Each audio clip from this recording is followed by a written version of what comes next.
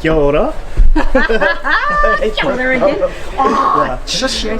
So just tell me about your new mahi. So I'm doing so I'm the project manager for Whānau, and one of our first initiatives is to start He Maraho, which is... What does He Maraho mean? He Maraho literally means a new garden. So, but in terms of tamariki, so rangatahi, so we want to work with rangatahi Māori from Ngāti Whātua. So Te Puna Hauora, Te Uri o Hau and Te Haoronga have come together. So 3 Māori health providers. 3 Māori health providers come together and have scoped the scene, scoped what's out there in the community, where the gaps are. And so they know that Māori children, success rates for completing school are quite low.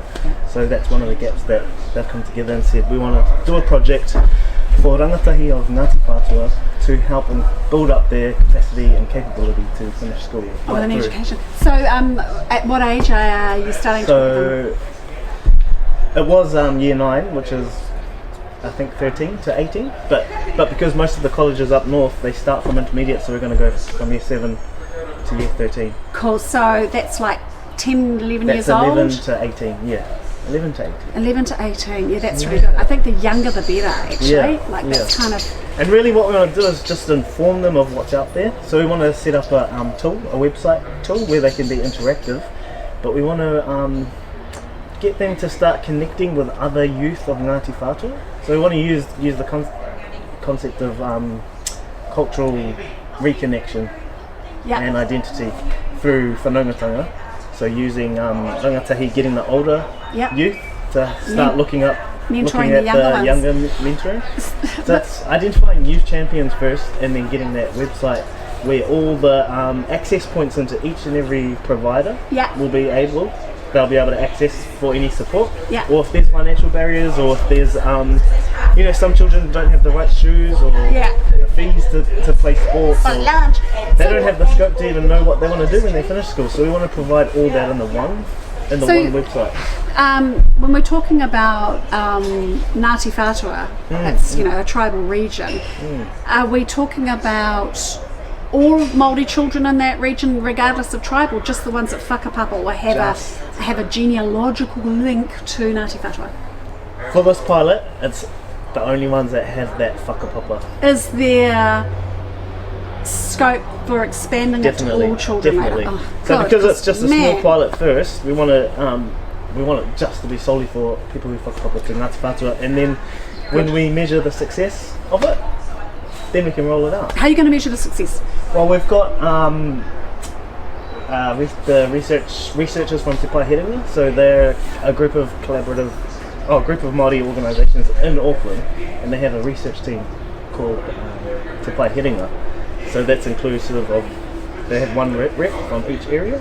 Cool. And then, so we inform them of the kaupapa, and then they can inform us and capture the data. So a lot of it is working with our IT and program development, and then making sure that my measures, my indicators for the outcomes that we want are captured through that website tool. So when they come into the website, we know exactly what they're accessing and what they're doing, what the issues are, things like that. Awesome. We've got a big survey to roll out in the first couple of workshops, just to get an idea of what school means to the tamariki, what would help them, where the gaps are, and if they're connected or not to Ngāti Whātua, and if they would like that connection, then we want to be able to facilitate that. Cool. So, how many children do you want for your pilot project? Our target's quite large, it's 300. Yeah. And how many children are there in Ngāti Whātua in that age range? That's something I've not found out yet. And I'd love to know. But we're like that research team, so we met with the outcomes team from Te Paeherenga last week. They came and met with us just to check out the project and make sure that I'm, getting the right information. Yeah. And he's an epidemiologist. So numbers person. He's a numbers person, so he should have all the statistics too. But the Runanga, I think, might have... Well, you're going to have to call all of them. Effectively, you're going to need to talk to all of the hapu and get the registrations. What was interesting was at the school, because there was only 3 at Northcote College that identified as Ngāti Whātua, but it came up that a lot of them were Ngāti Whātua, but they put Ngāpuhi or they put Taimi or they put their Tai Tukaro as their main one, so it's getting that info out and making sure. Because the putia, what's the money, the putia, what's happening is, which is perfectly acceptable, if you have 5 iwi or 5 tribes, you pick the one that's giving the putia or the money for education, and you put that at the top because mum said so. Yeah. You know, because like I'm Tainui, but I never put it down anywhere. But I'm Ngāpui, but I never put it down anywhere. Apparently. And everybody keeps going, oh, why don't you put down Tainui, man? Do you know how much money you would have got to do your masters and your PhD? And I'm like, yeah. Do you know how much responsibility there is when you're attached to an iwi and what you need to do for them, and how many iwi do you think I have the time to be effective for? You know? And so there's that, but when the kids are younger, we don't expect that level of responsibility from them back to them. So that's kind of cute. So what are you? But I think what you do though is beneficial to every single iwi, no matter what. Even though because I'm a grandmother now.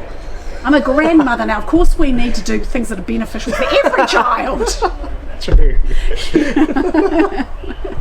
You're 5 minutes away. By the way, when are you Blummerwell getting? Where are the children? Yeah, I know.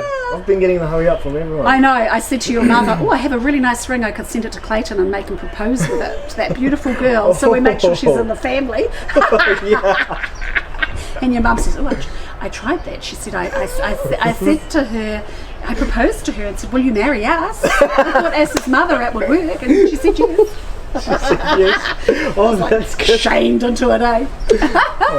So, what do you reckon for the kids that you're working with will be the best outcome for them of what you're doing? What I'm doing, I'm hoping that they are equipped and they're confident and they feel like they can live in this world confidently and fully, and that they are equal to everybody else, and that they have the potential to succeed and thrive and get all this knowledge that the world has to offer, because I feel like they're restricted in thinking, but once they get the access to it, then that will just open their scope up. Look, I agree. I think part of the problem is also information overload. It's, that's a biggie. And you have all these, heaps of other initiatives and projects similar that are going out, and that's one limitation. It is. Well. There's 2 things. I think there's number one, you've got a whole lot of stuff that they might access where people are trying to steal their information or manipulate them in ways that are, really challenging. And when if you know what you're doing and you can creep down through some of these web-based engagement tools, you find at the basis of them some real nasties that are actually putting this stuff together and influencing it and trying to influence people and just trying to get a whole lot of information off them and trying to manipulate them through their own good. Their lack of competence in both cultural knowledge, but also their lack of competence in there's in IT stuff. And I think one of the most important things to do is find some real leaders within IT sleuthing who can make sure that that their information that they're sharing with you guys, but also the information that they're accessing, isn't anything that will be detrimental to them or attack them. And that's why eventually we hope, because we know that we can't fund this forever, but if we start it and it's proven to be sustainable and it can pretty much run itself, then it will be te runanga, like another thing for te runanga o Ngāti Whātua to help grow their iwi-wide visions and that's the whole thing as well. I mean, the young people have to decide what collective they want to join to. Exactly. I mean, the background of runangas, I think you probably learnt this in Māori studies, is they were set up to be very similar to the Bantu homelands in South Africa, where they tried to put all the tribal groups into townships in South Africa. And that's basically what the runanga was when it was first created. So we're perpetuating something that's this horrific thing that was imposed in South Africa. Oh, wow. And so a lot of educated Māori go, why the hell have the government's forcing us to do, under the Runanga Act, create these runangas to hold funding.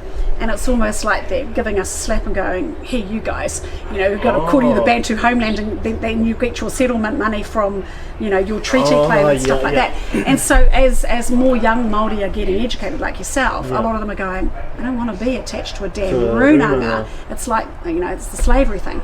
So, I don't know. Actually, I don't. I'm sure I taught you that at university, did I not?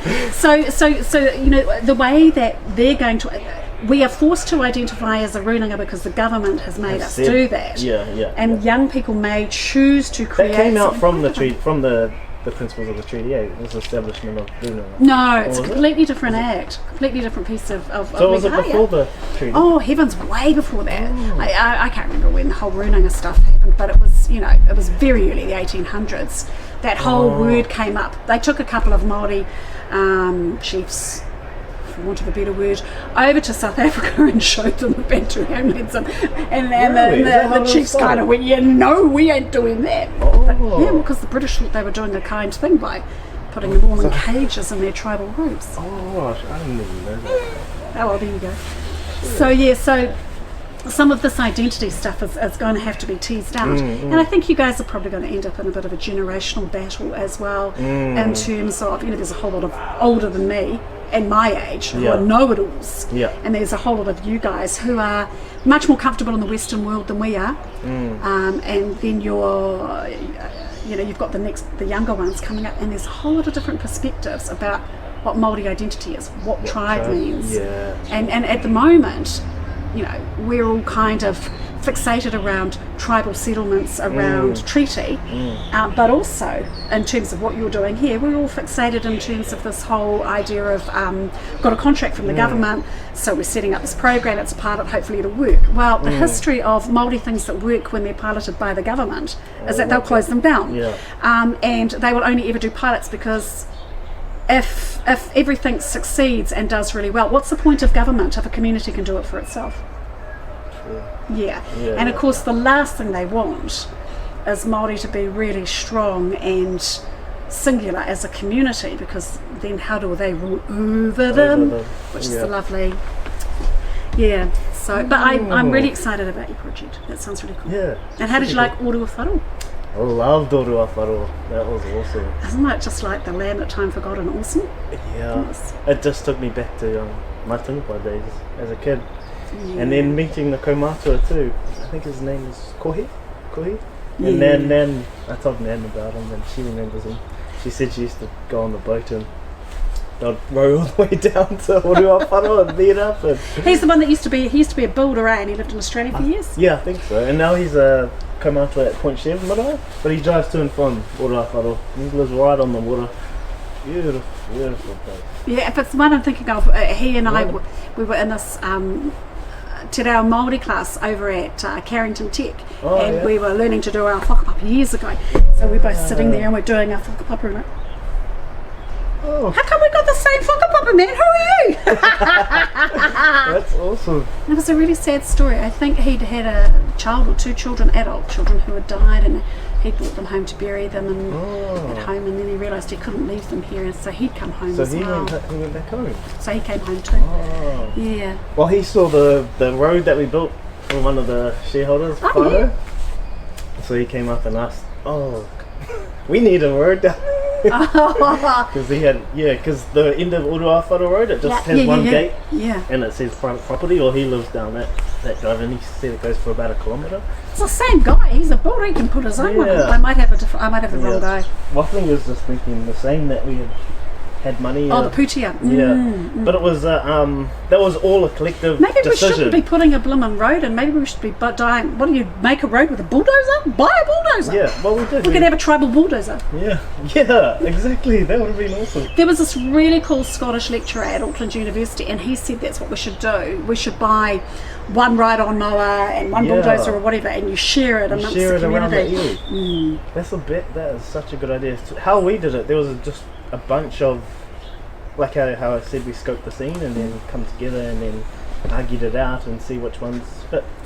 And so they were all just done in I think $10,000 lots. So Waipawa Forest 10,000, Yeah. Oroawharo 10,000, and then they did the My Cup that Amy used to do. I like your shirt. And then a whole bunch of things like that will come together collectively. And then the Auckland, the Tamaki Pahiringa, they did their own lot. But I can see how what you said, it's not pilots of pilots, and they're usually not sustainable. Well, And that's a true example of seeing some of the other Auckland wide ones. Like they sound good. Well, they want the pilot because they can tick the boxes and go, we spent the money, we did the right thing. See, we took care of that. We took care of our Maori, weren't we good? Yeah. And then I'm on to the next thing now because I'm a bureaucrat and I need to create something new because otherwise I don't have a job. Because man, if those Maori, they can look after themselves, where's my job gone? Yeah. Well, that's our whole point. That's what we want. We want us to be redundant. Well, that's how I think. You're not a bureaucrat. We're bureaucrats. We want government us to workers. have no job, though. Right. That's what my vision was when I was in that office. Was that we want to work to build it so that we're not needed. Ours isn't a job. When you're working with your own people, it's not a job. It's just whanaungatanga.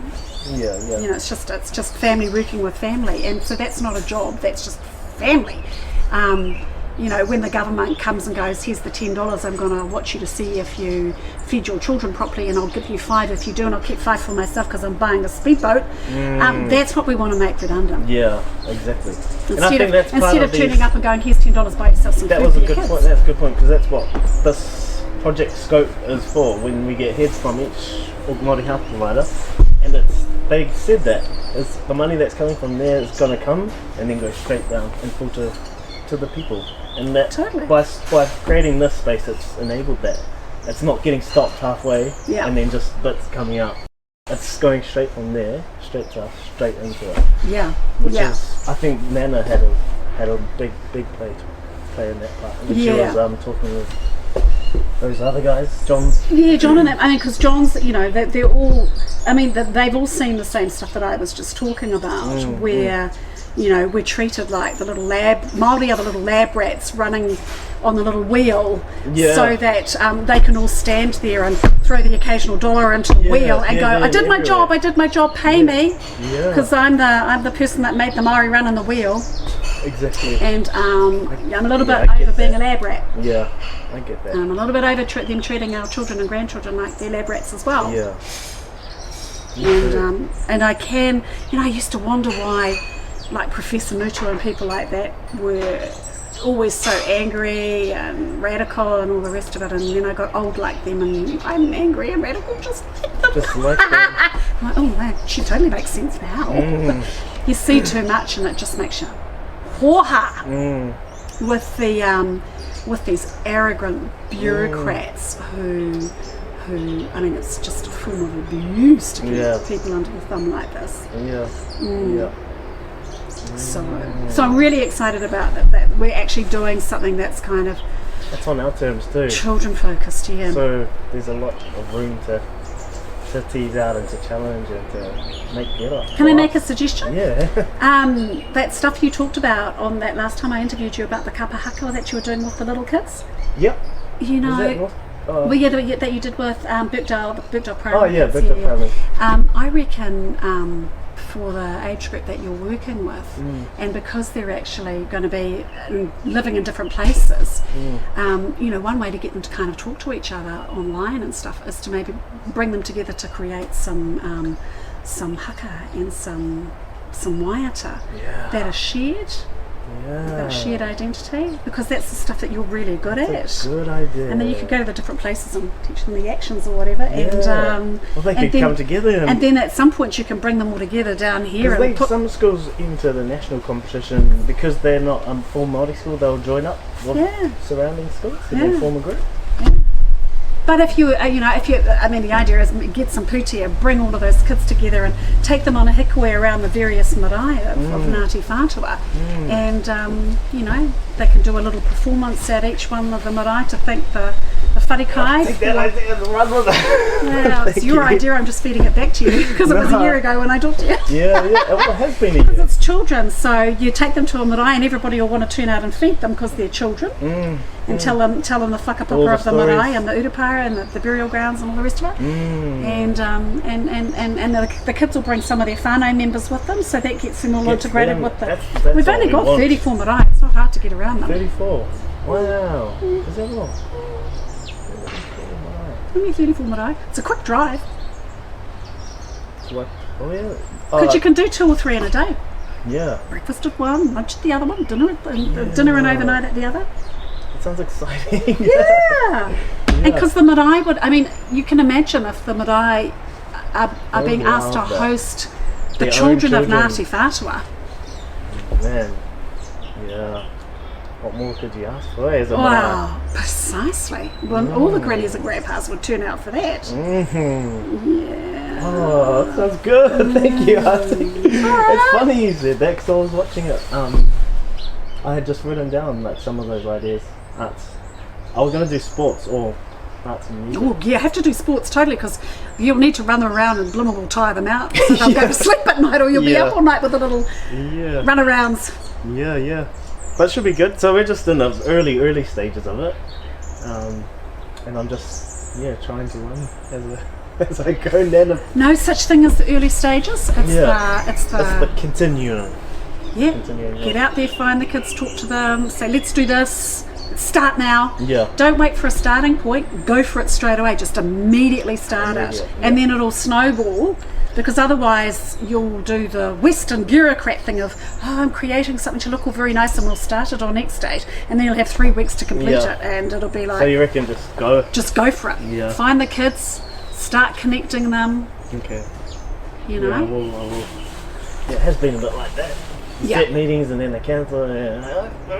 So I'll just go. No, Just go. Bring your guitar, Yeah. sit and sing a song with them because then they've connected with you. Give them some Kentucky Fried Chicken because Yeah. then they'll really connect with you. Yeah. And then in the next place you're at, call them on Zoom and go, hey, I'm up here, here's some other kids, we're going to sing together, you guys are on Zoom and we're singing together. Get your own Kentucky Fried this If time. the Rununga's not the one to adopt it, do you think philanthropists or other kind of I think you'll find you don't need Putia to do it. to do it? Well, that's the thing. Yeah. There's not much. That's the whole thing. It's so much more powerful. If it doesn't require funding to function, And we want it can't be destroyed. We want youth to actually to own it and to figure out how they can do it. And Precisely. know that And- it's a tool there for them. And So- well, a tool that they've created, and of Yeah, course the that whole they've thing. created. And as they get older, if they've created this tool, they'll want to contribute to it. They'll know More kids on it, and they'll go, investment "Ooh, in it, I'll yeah. pay that one school fees. I'll get Especially that if one it for works- shoes." If it's working for them. Well, that's the how can it thing. not work if it's something that they've created themselves? And you know, this is the thing. I see people go, they're setting up programs, and we'll give the kids a $20 note for doing this. Don't do that. No, we're not doing that. Pay Their kids. $20 note is their access to their whenua and Totally, Yeah, and it's their not. marae and their Don't associate our blimmin' whakapapa and our whanaungatanga Big with little Putia. It's so Western. yeah. By all means, You give can- them some oysters. Yeah. Well, actually send them down to pick the oysters. Kia ora. Yeah, it's exciting. It is exciting. Yeah. I'm so happy. Oh, I'll come back and find out more. You better get on Yes. with your money. Better Thanks, do it. darling.